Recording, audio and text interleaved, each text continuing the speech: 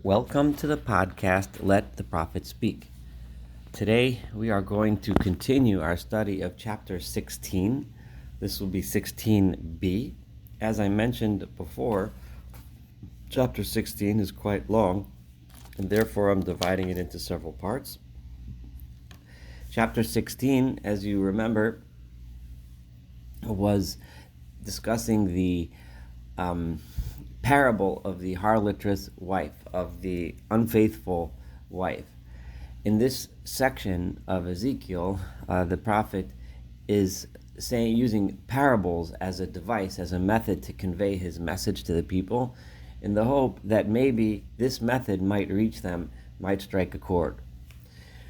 So chapter 15, he used the parable of the fruitless vine. In 16, he's using the parable of Israel as God's wife that turns away and becomes unfaithful.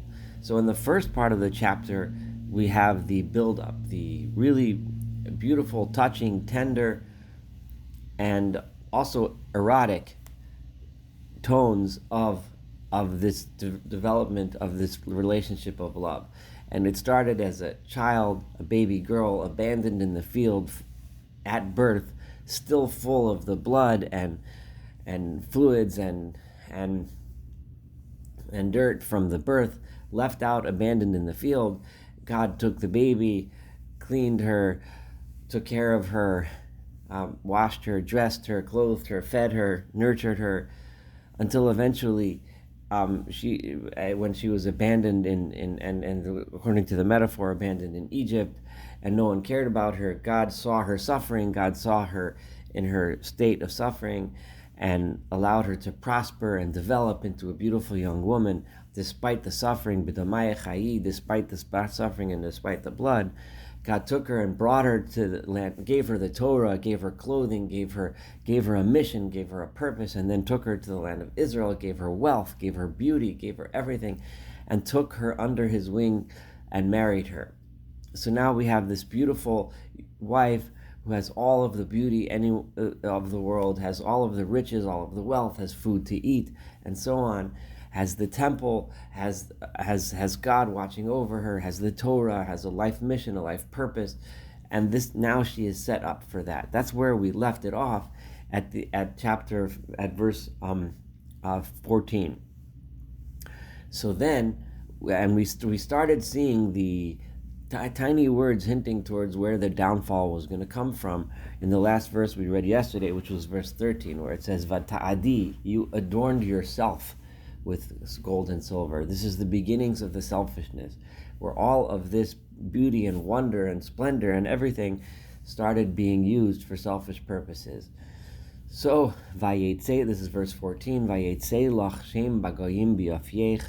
You were so beautiful and so wonderful. You had so much. And this is generally understood to be referring to the times of the heyday of the Jewish kingdom under the kings David and Solomon. People knew how beautiful it was, how wonderful it was. These people are so wonderful. They have this wonderful temple. They have this wonderful bond, a special bond with God. They have a society that's built upon doing Torah and mitzvot and doing God's will, and being devoted to each other, and compassion and righteousness and so on. So your reputation among all the nations around you and in your beauty went out across the world. Ki kalilhu, because it was completely perfected, it was completely formed, bahadori, with my hadar, that what God says, with my splendor, asher samti alach, that I placed upon you. So this greatness, all of this greatness, God is making clear it came from me, and therefore it exuded itself throughout the world, it spread throughout the world. No'om Adonai Elohim, so says God.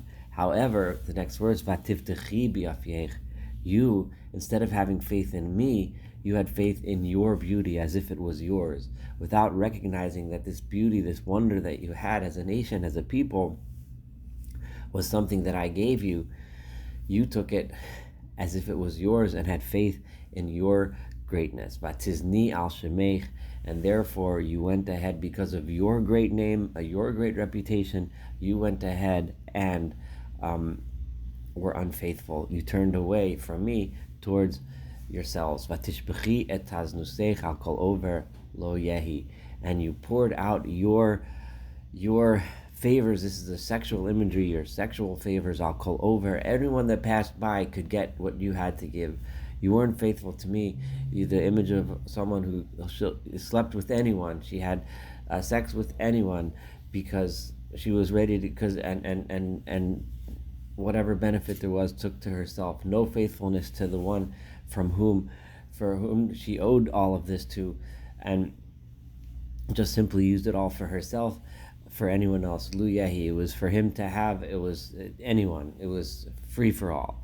So you went to all the other nations around you and catered to them and shared with them and learned from them without remembering what made you unique and special. Vatikrimi begodayach, and you took from the clothing, vatasilach bamotuluot, and you made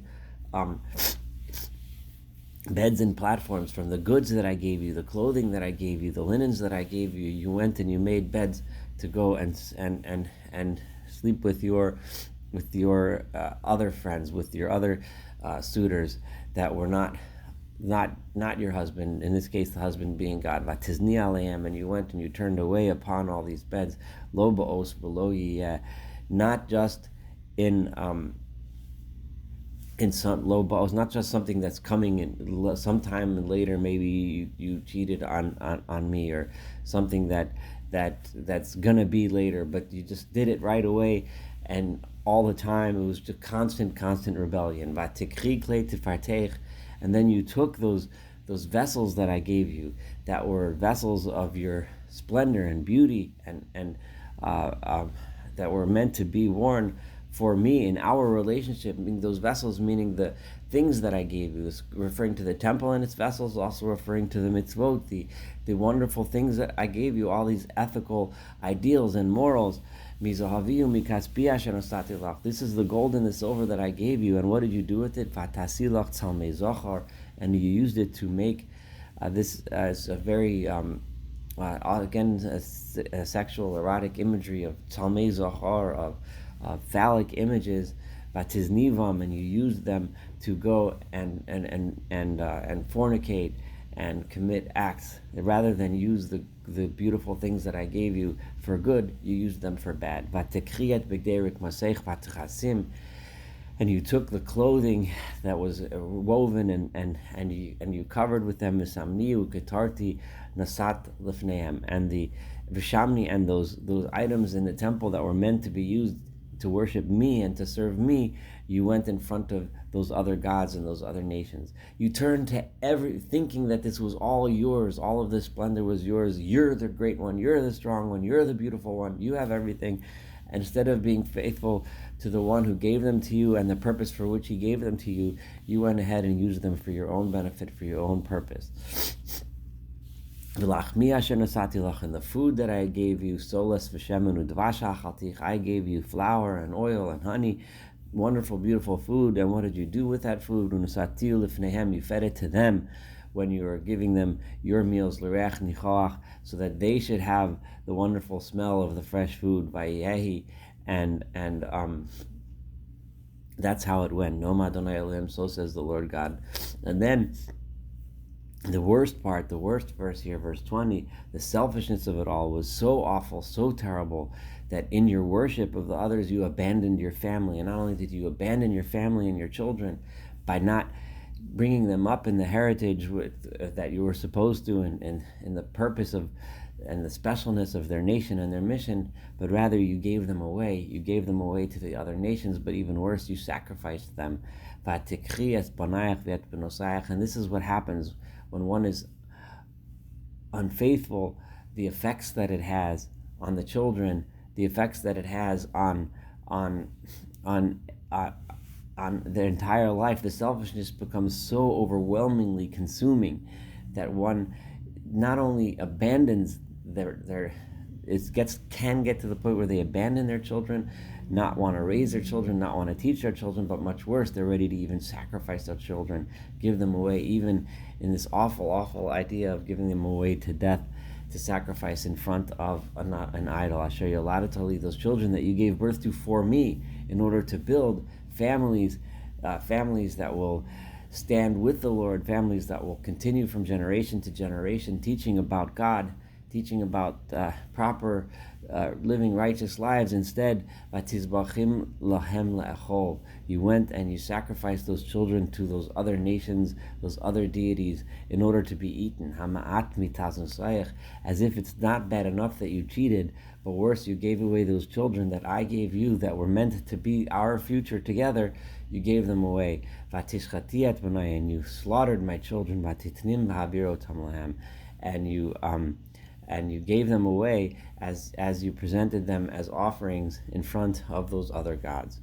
Ve'et kol to'avotayach v'taznotayach, and all of these, and within all of this stuff, within all of this terrible abominations, all of your unfaithfulness is zunut, is your turning away, your unfaithfulness.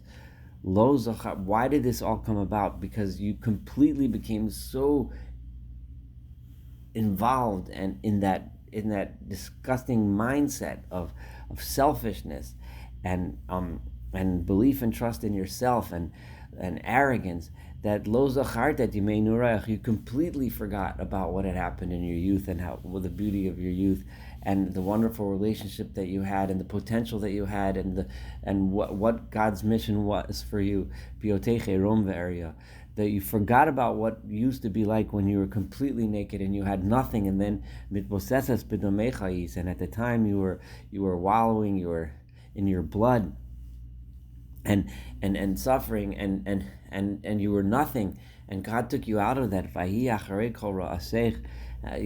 Because you completely forgot all about that. That's how you got so involved. It's like one thing begets the other. No, you forget everything, you think it's all yours, and then you get involved in this terrible behavior, and then being involved in the terrible behavior makes you forget even more, and it goes round and round up to a point where there's no turning back, where it's impossible anymore to get back to where you're supposed to be, which is where they are now at the eve of the destruction of Jerusalem. This is verse 23. Oy oy lach, after all of this terrible, terrible wickedness, culminating in the most awful thing of child sacrifice, woe is to you, no Adonai Elohim, says the Lord your God. Vativni lach gev, and what did you do?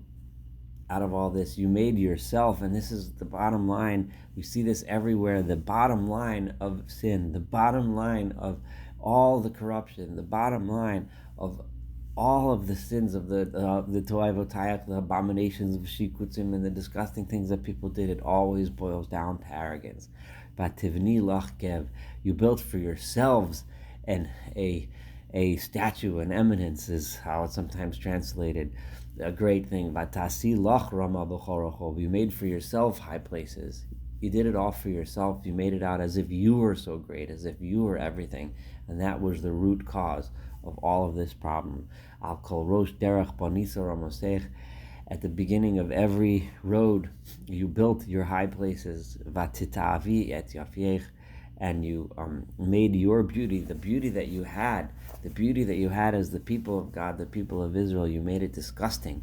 Vatifaski et raglayach l'chol over, and this is extremely graphic. You opened your legs to allow anyone to come, and any passerby to come and partake of your body. Vatarbi et taznusayach, and the amounts of ways and things that you did that were turned away and unfaithful to God. You did so many and so much. It became a situation that was beyond repair. I know I try not to end with harsh and difficult things, but I am dividing this chapter, so I'm going to stop here to finish 16b. It's very difficult to read, very graphic, it's kind of like the opposite of erotic, just using heavy sexual imagery to convey a point. But this is really just Ezekiel using another method, another way of trying to drive the point home. And by using the sexual imagery, he hopes to really drive it into the people's minds how awful it is, their unfaithfulness to God. And this is another way, using sexual imagery is another way to get to people's hearts, to get them to think about just how awful it is. So we will continue with chapter 16c, and hopefully together have a chance to finish the chapter together. Thank you so much for participating, and looking forward to studying the rest of this chapter, and of course the rest of the book of Ezekiel together.